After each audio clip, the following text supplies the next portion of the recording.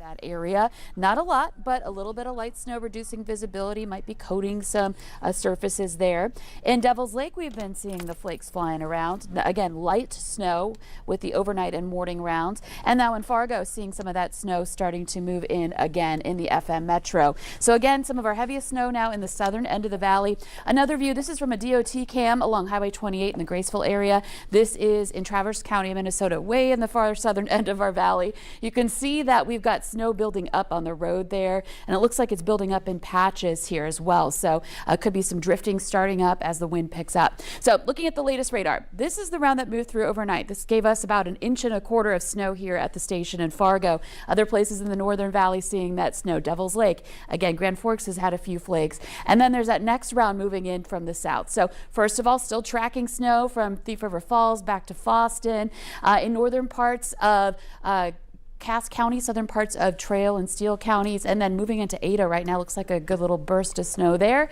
And then again, more over toward the Michigan area, Lakota, back over toward Devil's Lake. Now the second round, this is the one that's more substantial. It's more widespread and continuous.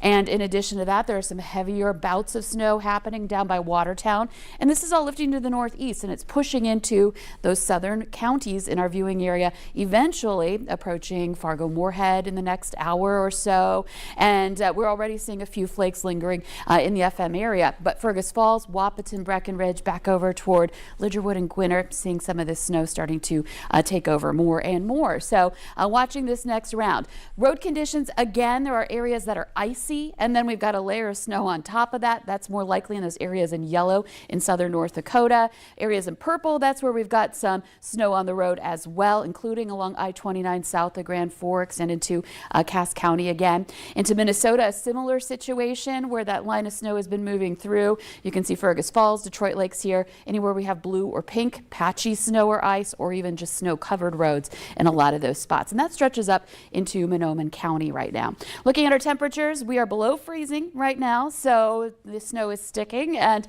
temperatures mainly in the 20s. The visibility is coming down, starting to in the north at the airport in Grand Forks. We're at a mile, or less than 2 miles in Candu, and then back over into northwest Minnesota. Some of us still waiting on seeing any snow, places up by Lake of the Woods. But definitely in the south, it's starting to pick up. We've got visibility less than a mile in Wheaton. Morris is at a 1/4 mile. So those are some areas where we're getting those heavier snowfall rates at the moment. And that may worsen for more places in the south as this lifts northward. Gusts not terrible yet, but we do have some gusts into the upper 20s to around 30 miles per hour now. So let's talk about what we've got going on here. We're looking at kind of two main rounds. We saw a little snow move through last night. Here comes this first main round lifting north into the valley.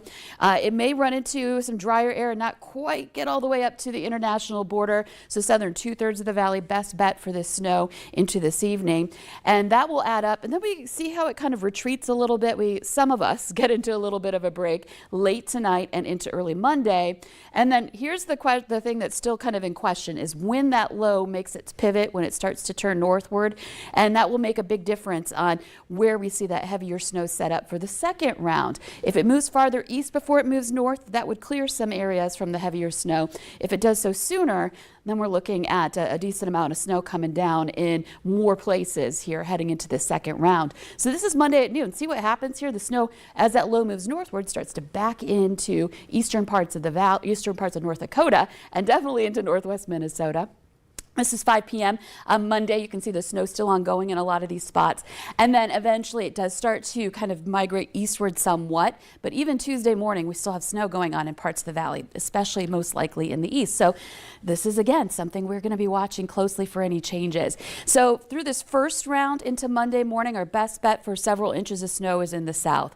And then moving into the rest of the forecast here through Monday and into Tuesday, here comes that return of snow back into the valley. And that would mean a decent amount of snow south and east. Fargo still in that 6 to 12 range, but if it wobbles eastward, we're looking at lower end amounts there. And then some of us in parts of Minnesota around that foot range possible here. So again, going to be tough to measure when the wind starts to pick up. Looking at our wind gust forecast, anywhere in orange here as we move into tonight, you can see we're looking at gusts getting into that 30 to 45 mile per hour range.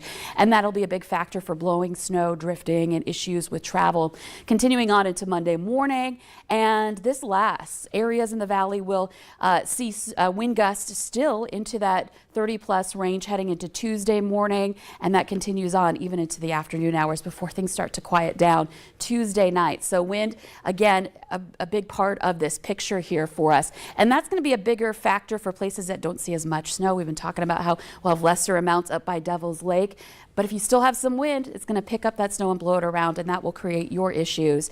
But again, winter storm warning farther south and east, including Grand Forks, including Fargo, Moorhead. It's more solid in that range of heavier snowfall amounts in the south and east. Grand Forks kind of in an uncertain area about just how much snow we'll see. We might not get to that 6-inch threshold for a winter storm warning, but the issue here is wind too, and that combination could lead to potential blizzard conditions once that wind picks up. So keeping an eye on things here, and of course it's an evolving forecast, so I want you to check back with us frequently. We'll be right here keeping you up to date throughout this event on our First Alert weather days today, tomorrow, into Tuesday, back to back First Alert weather days here in the valley. And then once that clears, we'll have some time for cleanup heading into Wednesday, and March sunshine, late March sun, can really do a good number on that snow, especially snow on darker surfaces like asphalt. We'll see some melting really get going. Might get a little messy though with it too. So a little light at the end of the tunnel, but it's going to be a very active few days. Again, check back with us. We'll be keeping you up to date throughout this event on Valley News Live and the VNL Weather app. For continuous weather coverage, download the free Valley News Live weather app. And that is Lisa keeping you updated on all the latest information. And I want to make sure you have the information for where the closings and delays are as well. And so if you head on over to valleynewslive.com, you can just come with me here on the website, valleynewslive.com, and check on this orange banner in the top, closings and delays.